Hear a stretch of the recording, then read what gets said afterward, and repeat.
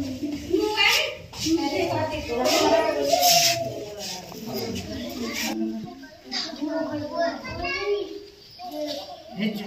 जो है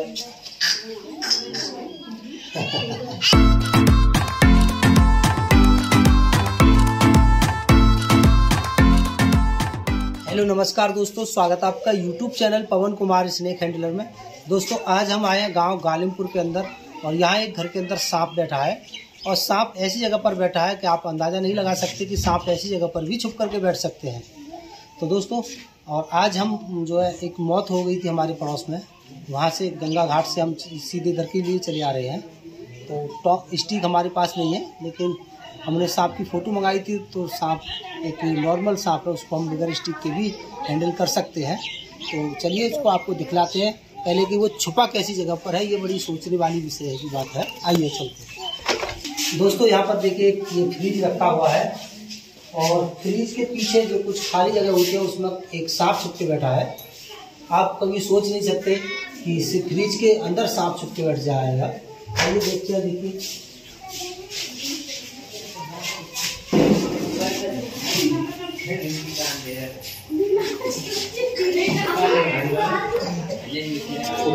से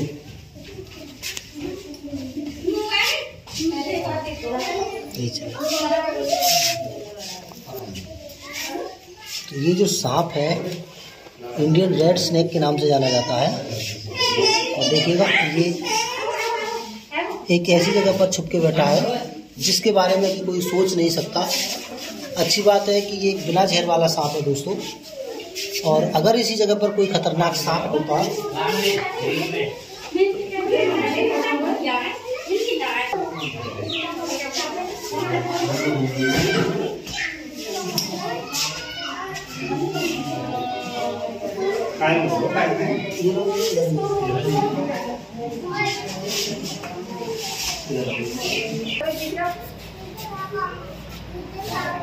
लाइट तो डाली ना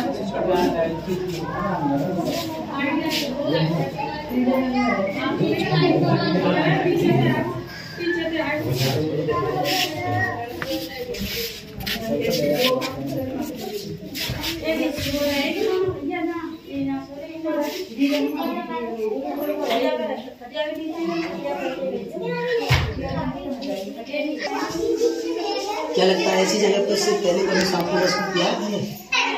ऐसी जगह से किया था, वॉशिंग मशीन के अंदर से किया था। अच्छा। और एक टीवी थी उसके अंदर था। लेकिन इस रेस्क्यू को ये भी कर लेते हैं, ऐसी कोई बात नहीं। सोशल मीडिया के माध्यम से ये भी जानना जरूरी है लोगों को कि किस जगह पर, ऐसी जगह पर भी आ सकते हैं ये सांप। और काफ़ी दिनों से भैया के साथ में रेस्क्यू भी करना अच्छा भी लगता है और बहुत अच्छी बात लगी कि भैया इस रेस्क्यू को आए यहाँ पर करने के लिए। दोस्तों इसको इन चीज़ों को दिखलाना ही हमारा मेन मकसद है, क्योंकि लोगों को पता होना चाहिए कि सांप हमारे घर के अंदर कैसी कैसी जगह पर छुपकर बैठ सकते हैं। हमें जो सावधानियां रखनी है, किस किस जगह की हमें साफ सफाई रखनी है, देख रेख रखनी है और कौन से काम हमें ऐसे करने हैं जहाँ हमें बगैर देखे हाथ नहीं डालना है। ऐसी ये कुछ जगह होती हैं। तो यहाँ से अगर इस जगह पर कोई जहरीला सांप होता तो वो थोड़ा आसानी से किसी को भी नुकसान पहुंचा सकता था। चलिए ये अच्छी बात है कि एक बिना जहर वाला सांप हुआ है और उसने आगाह कर दिया इस पूरे परिवार को। अब मुझे नहीं लगता कि अपने इसमें जीवन में ये चीज़ों को याद भूल पाएंगे कि ऐसा सांप जो है कहीं भी जो है छुप सकता है या आ सकता है और नुकसान भी पहुंचा सकता है। तो ये याद रखेंगे अपने पूरे भविष्य में। चलिए इसको बाहर निकालते हैं।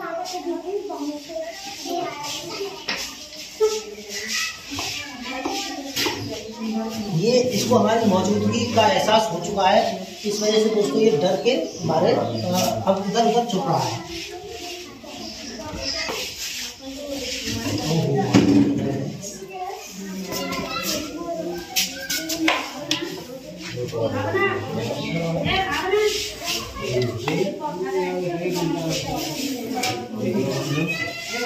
पीछे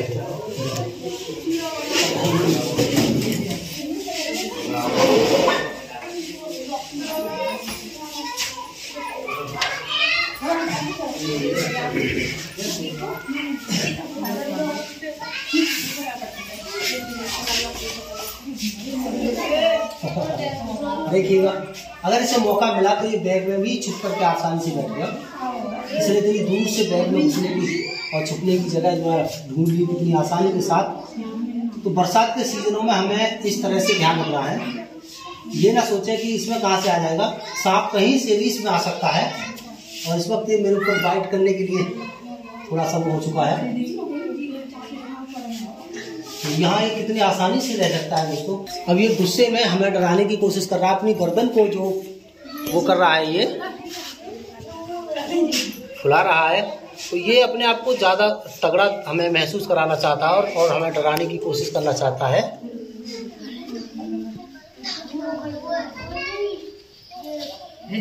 तो देखिए कहाँ पर ये टन करके बैठ गया है। अभी इस वक्त जो उस पर अटैक करने के लिए तैयार है और गुस्से में है। ये किसी भी चीज से खतरा महसूस होते ही और जो है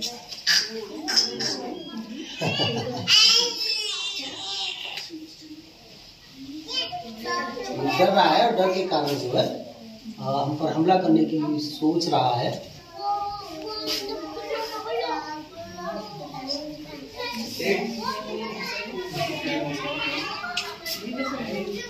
अगर इसे मौका मिले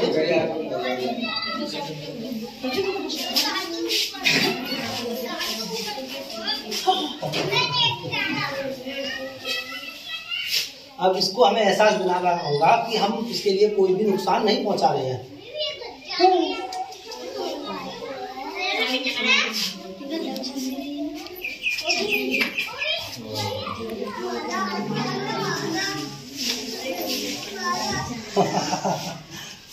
ये अपनी मर्जी से सुरक्षित जगह अपने आप में तलाशना चाह रहा है।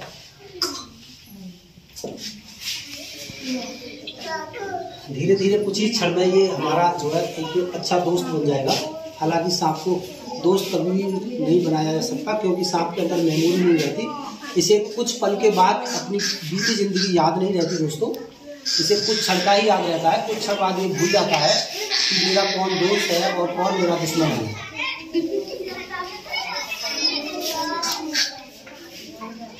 तो भाई आपको किस किस को अंदाजा था यहाँ पर पहले कि फ्रिज के अंदर भी सांप छुप के बैठ सकता है? नहीं, पहले कभी देखा है ऐसा? लगाया भाई कभी? पहले कभी नहीं देखा। ऐसा अंदाजा नहीं हुआ होगा कि फ्रिज के अंदर भी कभी सांप आकर के बैठ सकता है। लेकिन अब हमें जागरूक यही करना है, लोगों को बताना है, समझाना है और दिखाना भी है कि जिस तरह से हमारे घर के अंदर देखिएगा, मैं दिखलाता हूँ। कैमरामैन जरा इधर आइएगा।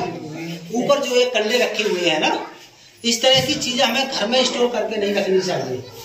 देखो, इनके सहारे से और इनकी वजह से हमारे गांव में दोस्तों, गांव के अंदर सबसे ज्यादा घातक 2-3 चीज होती हैं। एक तो घर के अंदर कंडे रखना, कंडों में सांप छुपकर ज्यादा बैठते हैं। एक घर के आसपास ईंट रोड़े जो हम पुराने डाले रखते हैं 2-4 साल के लिए, एक वो डाल के रखना अपनी गली में कहीं भी, तो उसके अंदर सांप छुप जाते हैं आसानी से और उसके अंदर अंडे भी रख लेते हैं। और काफी सारे बच्चे से वहां पर प्रजाति बहुत ज्यादा फैल जाती है, फिर वो दूसरों के घरों में भी घुसते हैं और वहां किसी को भी नुकसान पहुंचा देते हैं। तीसरी चीज, घरों के अंदर ये जो अनाज की टंकियां हैं,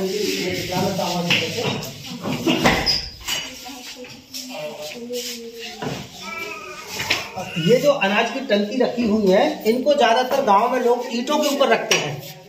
और ईंटों के ऊपर रखने से क्या होता है कि इसके नीचे काफी सारी जगह बन जाती है और इनके नीचे जो दाने बिखरे हुए होते हैं उनको खाने के लिए चूहे आ जाते हैं और चूहों का शिकार करने के लिए ऐसी जगहों पर भी सांप छुप करके बैठ जाते हैं। और जिस वक्त झाड़ू या चौका वौका हमारी माता बहन लगाती है, तो ये इनके नीचे से निकल कर, क्योंकि हाथ बार बार चौका लगाने पे जो लीपन होता है, देखिए यहाँ पर अभी भी गाँव में जो है कि कुछ घरों में चौका लगाया जाता है, तो जब इसको लीपते हैं तो बार बार हाथ ऐसे चल के जाता है, तो वो हाथ को कोई भी जानवर समझ लेता है सांप कि मेरी तरफ बार बार कुछ आ रहा है, मुझे डराने की कोशिश कर रहा है, तो वो हाथ पर अटैक कर देता है।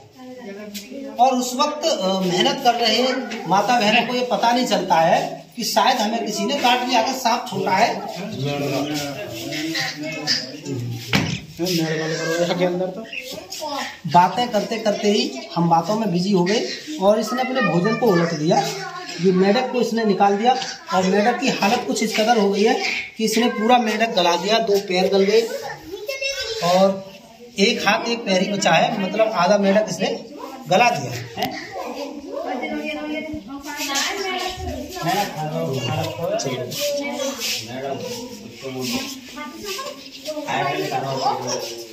तो दोस्तों घरों के अंदर ये 3 चीजों से हमें बचना है।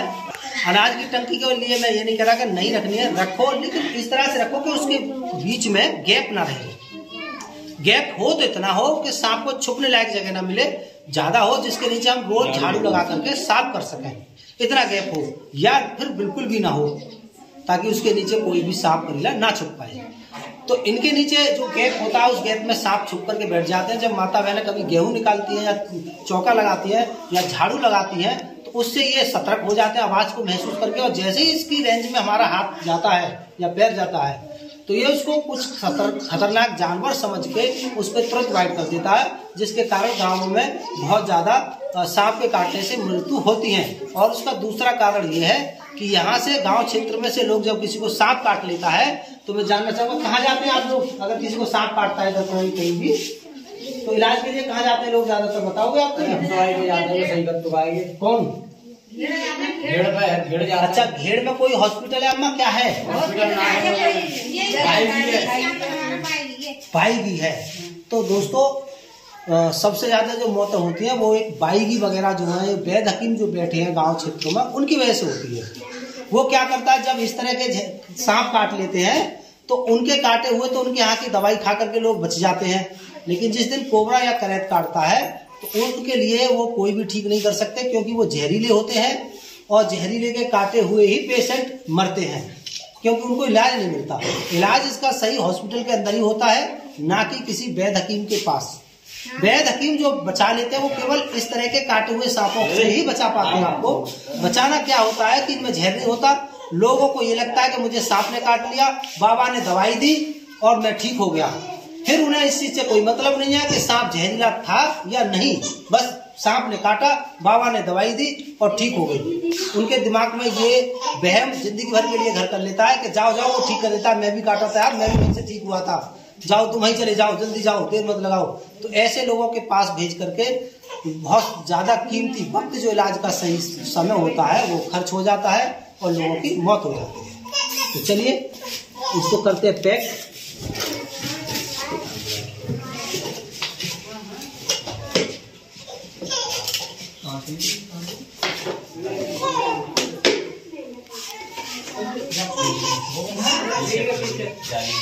इसके कल्याण पैक और जल्दी से ले जाकर के इसे हम आज़ाद करते हैं दोस्तों और दिखलाते हैं आपको। बाय दोस्तों, चलिए इसको आज़ाद करते हैं।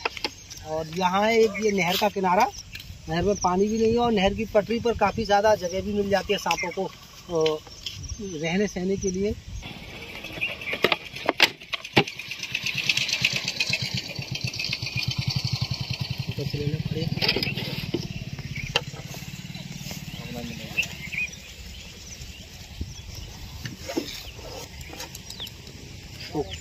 तो कर दिया इसको आज़ाद, चलते हैं फिर मिलते हैं, बाय।